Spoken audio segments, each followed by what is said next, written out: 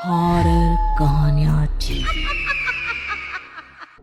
मेरा लाडला बेटा। आधी रात का समय था। 9 साल का बच्चा चिंटू अपनी मम्मी पापा के साथ बेडरूम में सोया हुआ था। अचानक ही एक जोरदार चीख की आवाज सुनकर उसकी नींद टूट जाती है। चिंटू अपने बिस्तर पर उठकर बैठ जाता है। आंखें खोलने पर उसे समझ आता है कि कमरे में बिल्कुल अंधेरा फैला हुआ है और बाहर से किसी बिल्ली के रोने की भयानक आवाज सुनाई दे रही है। मम्मा, मम्मा, आप कहाँ हो? मुझे डर लग रहा है। तभी कमरे में एक धुंधली नीली सी रोशनी फैल जाती है जिसमें उसे एक परछाई नजर आती है। परछाई फुसफुसाते हुए, घबराओ नहीं, मैं हूं ना तुम्हारे पास, मेरे साथ चलो। कौन है वहाँ? मम्मा, पापा, मुझे डर लग रहा है, वो मुझे बुला रही है। चिंटू अपने मम्मी पापा का नाम लेकर रो रहा था, लेकिन उसे कमरे की दीवारों के पीछे से एक फुसफुसाहट की आवाज लगातार सुनाई दे रही थी। जीना मुश्किल कर रखा है इस लड़के ने। रात के 12 बज रहे हैं और पता नहीं इनका मम्मी मम्मी खत्म होने का नाम ही नहीं ले रहा। बोलो क्या बात है? चैन से सोया नहीं जाता क्या तुमसे? मम्मा, कमरे में कोई है, कोई मुझे बुला रहा था अभी। बेकार की बातें करना बंद करो। कौन बुलाएगा तुम्हें? कोई दिखाई दे रहा है क्या यहाँ पर? क्या अल्लाह गुल्ला कर रहे हो आधी रात को? पापा, जब आप लोग सो रहे थे ना, मुझे कोई बुला रहा था। इस रूम में कोई है पापा? अच्छा, इस रूम में कोई है। मम्मी पापा के साथ सोते हुए भी तुझे डर लग रहा है ना? डर क्या होता है ये तुझे अब पता चलेगा। इतना कहकर चिंटू के पापा उसे बेडरूम के बगल वाले स्टडी रूम में ले जाकर बंद कर देते हैं। पापा, मम्मी, दरवाजा खोलो, मुझे बहुत डर लग रहा है। मैं सच कह रहा हूँ, रूम में किसी की आवाज आ रही थी, कोई मुझे बुला रहा था। पापा, रोने दो इसे। खबरदार जो दरवाजा खुला। जब रात भर वहाँ अकेला सोएगा ना, तो कल इसे सारी आवाज सुनाई देनी बंद हो जाएंगे। अगली सुबह, चिंटू उठो बेटा, स्कूल जाने का समय हो रहा है। मम्मा, आप आ गए? मम्मा, मैं झूठ नहीं बोल रहा था, रात में सचमुच कोई था कमरे में। तुमने फिर से बकवास करनी शुरू कर दी। चुपचाप स्कूल के लिए तैयार हो जाओ, वरना लेट हो गया ना तो फिर तुम्हें पता ही है कि पापा क्या करेंगे। चिंटू तैयार होकर स्कूल पहुंच जाता है। क्लास में बेंच पर बैठा हुआ एक लड़का उसका बैग धक्का देकर नीचे गिरा देता है। अरे साहिल, तुम मेरा बैग नीचे क्यों गिरा रहे हो? तुझे दिखाई नहीं दे रहा? इस बेंच पर मैं बैठा हुआ हूँ, जा कहीं और बैठ। लेकिन आज तो सामने वाली बेंच पर बैठने का मेरा टर्न है ना। चिंटू के इतना कहते ही साहिल उसे धक्का देकर नीचे गिरा देता है। चिंटू को नीचे गिरा देखकर साहिल के दोस्त चिंटू के आसपास जमा हो जाते हैं और उसे देखकर जोर जोर से हंसने लगते हैं। तभी क्लास में टीचर आ जाती हैं। क्या हो रहा है ये सब? चिंटू बेटा, तुम नीचे कैसे गिर गए? मैम, साहिल ने मुझे धक्का देकर नीचे गिरा दिया। चिंटू की बात सुनकर क्लास टीचर बाकी के सारे बच्चों को डांट लगाती हैं और चिंटू को आगे वाली बेंच पर बिठा लेती हैं। टीचर ने चिंटू को साहिल से तो बचा लिया था, लेकिन अब साहिल और उसके दोस्त आते जाते बात बात पर उसे चिढ़ाते और उसका मजाक बनाते थे, जिससे वो बहुत परेशान हो गया था। घर पहुंचकर शाम के समय, चिंटू तुम्हारा खाना लगा दिया है, खाना खाओ और अपने रूम में सोने के लिए चले जाओ। मम्मा, प्लीज मुझे आपके साथ ही सोना है, मुझे अकेले नहीं सोना। मुझे रात को बहुत डर लगता है। मुझे लगा था रात में अकेले सोकर तुम्हारा दिमाग ठीक हो गया होगा, लेकिन नहीं, तुम इतनी आसानी से मानने वाले नहीं हो। रवि, रवि! मम्मा, प्लीज पापा से कुछ मत कहना, वो मुझे डांटेंगे। क्या बात है? फिर से इसका नाटक चालू हो गया क्या? नहीं पापा, मैंने कुछ नहीं कहा। जाओ, जाकर अपने रूम में सो जाओ। अगर मुझे तुम्हारी जरा भी आवाज आई ना, तो आज तुम बालकनी में सोओगे। चिंटू की माँ उसे उसके कमरे में ले जाती हैं और बाहर से दरवाजा बंद कर देती हैं। कुछ देर बीतने के बाद चिंटू को अपने कमरे में किसी के फुसफुसाने की आवाज सुनाई देने लगी। चिंटू धीरे से अपनी आंख खोलकर देखता है, तभी उसके कमरे का बल्ब टूटकर नीचे गिर जाता है। मम्मा, मुझे बचाओ, यहाँ कोई है। तभी चिंटू के कमरे में लगा झूला अपने आप हिलने लगता है और उसके खिलौने आवाज करने लगते हैं। चिंटू डर कर अपने कान बंद कर लेता है और रोने लगता है। चिंटू, घबराओ नहीं चिंटू, तुम सही थे, इस कमरे में सचमुच कोई है, लेकिन तुम्हें मुझसे घबराने की कोई जरूरत नहीं है। मैं यहाँ पर तुमसे दोस्ती करने आई हूँ। मैं जानती हूँ तुम्हारा कोई भी दोस्त नहीं है। कौन है? तुम्हें कैसे पता? मेरा कोई दोस्त नहीं है।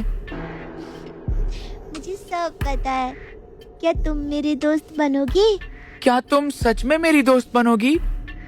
लेकिन तुम कौन हो और सामने क्यों नहीं आती? समय आने पर तुम्हें पता चल जाएगा कि मैं कौन हूँ। ये तुम्हारी कोहनी पर चोट कैसे लग गई? स्कूल में मुझे बच्चे चिढ़ाते हैं, उन्होंने ही मुझे धक्का दिया तो मैं गिर पड़ा और मुझे चोट लग गई। चिंटू, जब तक तुम डरोगी वो लोग तुम्हें डराते रहेंगे। आज के बाद डरना नहीं है, सबको डराना है। जो भी तुम्हें परेशान करे ना, उसको छोड़ना मत, समझ गए ना? ठीक है दोस्त, प्रॉमिस, आज के बाद मैं किसी से नहीं डरूंगा। अगले दिन चिंटू क्लास में पहुंचता है तो साहिल और उसके दोस्त आकर उसे परेशान करने लगते हैं। तभी साहिल चिंटू को धक्का मारकर गिरा देता है। डरना नहीं है, सबको डराना है। डरना नहीं है, सबको डराना है। डरना नहीं है, सबको डराना है। इसी बात को बड़बड़ाते हुए चिंटू आगे बढ़ता है और साहिल को एक जोरदार धक्का दे मारता है। साहिल का सर बेंच में लगता है और खून की धार वहां पर बहने लगती है। साहिल के सिर से खून निकलता देख बाकी के बच्चे घबरा जाते हैं और दौड़कर टीचर को बुलाने चले जाते हैं। डरना नहीं है, डराना है। चिंटू, ये क्या कर दिया तुमने? चलो मेरे साथ। प्रिंसिपल चिंटू को अपने साथ ऑफिस में ले जाती है और उसके पेरेंट्स को स्कूल में बुला लेती है। प्रिंसिपल चिंटू के पेरेंट्स से, आपकी बेटी ने एक बच्चे का सर फोड़ दिया है और हमारे बार बार समझाने पर भी ये सॉरी बोलने को तैयार नहीं है। लगातार एक ही बात बोलता जा रहा है। अगर ये माफी मांगने के लिए भी तैयार है तो ठीक है, वरना हम इस स्कूल में पढ़ने के लिए परमिशन नहीं दे सकते। चिंटू सॉरी बोलो। डरना नहीं है, डराना है। चिंटू के ऐसा व्यवहार के कारण प्रिंसिपल चिंटू को स्कूल से निकाल देती है। घर पर पहुंचकर चिंटू के पापा उसे ले जाकर बेसमेंट में बंद कर देते हैं। पापा, वहाँ बहुत अंधेरा रहता है, मुझे वहाँ बहुत डर लगता है। प्लीज पापा। जब पूरे दिन भूखा प्यासा तू वहाँ बंद रहेगा तो तेरी अकल ठिकाने आ जाएगी। गुंडा बनोगे तुम, सबको डराओगे। चिंटू अंधेरे बेसमेंट में बैठा रो रहा होता है कि तभी उसे फिर से वही आवाज सुनाई देती है। भैया, आप रो मत भैया। कौन हो तुम और मुझे भैया क्यों कह रही हो? मैं गुड्डी हूँ, आपकी बहन। आपको अपने कमरे में जो आवाज सुनाई देती थी ना, वो मैं ही तो हूँ। लेकिन मेरी कोई बहन नहीं है, तुम झूठ बोलती हो। मैं तुम्हारी बहन हूँ भैया, लेकिन मम्मी पापा को एक लड़की नहीं लड़का चाहिए था, इसलिए उन्होंने मुझे मारकर गार्डन में दबा दिया। ऐसा नहीं हो सकता, पापा मम्मी ऐसा नहीं कर सकते। क्या पापा मम्मी तुम्हें बात बात पर मारते पीटते नहीं है? सोचो, तुम तो बेटे हो, तब भी तुम्हारे साथ इतना बुरा सलूक करते हैं। मैं तो लड़की थी, मेरे साथ भी उन्होंने यही किया और पीट पीट कर मुझे मार डाला। अगर यकीन ना हो तो जाकर आम के पेड़ के नीचे खोद कर देख लेना, तुम्हें सच्चाई पता चल जाएगी। चिंटू को समझ नहीं आ रहा था कि क्या सच है और क्या झूठ, इसलिए वो अगले दिन दोपहर में आम के पेड़ के नीचे जाकर चुपचाप गड्ढा खोदकर देखने लगता है, जहां उसे एक कंकाल दिखाई देता है। इसका मतलब गुड्डी सही कह रही थी, मम्मी पापा ने उसे मार दिया। चिंटू की चीख की आवाज सुनकर उसकी माँ भी वहां पहुंच जाती है। ये क्या कर दिया तुमने? किससे पूछकर यहाँ गड्ढा खोदा? चलो मेरे साथ। चिंटू की माँ उसे लाकर फिर से कमरे में बंद कर देती है। ये क्या कर दिया तुमने? अब पापा मम्मी तुम्हें भी नहीं छोड़ेंगे। आज रात को तुम्हारे सोने के बाद वो तुम्हें मार डालेंगे। मैं मरना नहीं चाहता गुड्डी, मुझे बचा लो प्लीज। एक ही रास्ता है, इससे पहले कि वो तुम्हें मारे तुम उन्हें मार दो। मैं उन्हें कैसे मार सकता हूँ? मैं बताती हूँ तुम्हें, बहुत आसान सा काम है। स्टोर रूम में जाओ, वहाँ पर चूहे मारने वाली दवा रखी है, उसे लाकर अपने मम्मी पापा के खाने में मिला दो, उन्हें कुछ भी पता नहीं चलेगा और वो तुम्हारे रास्ते से हट जाएंगी। ठीक है, मैं अभी जाता हूँ। ठीक है। अपने मम्मी पापा को जहर खिलाने के बाद तुम अपने कमरे में लगी इस बड़ी सी तस्वीर को हटाना। इसके पीछे एक दरवाजा है, उस पर रक्षा सूत्र बंधे हुए हैं, उसे खोलना। ऐसा करने से मैं भी आजाद हो जाऊंगी। चिंटू स्टोर रूम में जाकर रैट किल लाकर रसोई में रखे सूप में मिला देता है। कुछ देर बाद चिंटू के माँ बाप उस सूप को पीते हैं तो जहर मिले सूप को पीने के कारण उनके मुंह से खून की उल्टियां होने लगती हैं और वो कुछ ही देर में वहीं गिर जाते हैं। चिंटू दौड़कर दरवाजे पर बांधे हुए रक्षा सूत्र और कलावे खोलकर उस दरवाजे को खोल देता है। दरवाजा खुलते ही कमरे में एक शैतान की भयानक हंसी गूंज उठती है। कैसा बेटा है तू, खुद अपने माँ बाप को मार दिया। वो बेचारे तो बस तुझे मुझसे बचाने के लिए ये सब कर रहे थे। वो दोनों तो बस किसी तरह इस सच को झुटलाना चाहते थे कि तुझे भी तेरी बहन की तरह मेरी आवाज सुनाई देती है।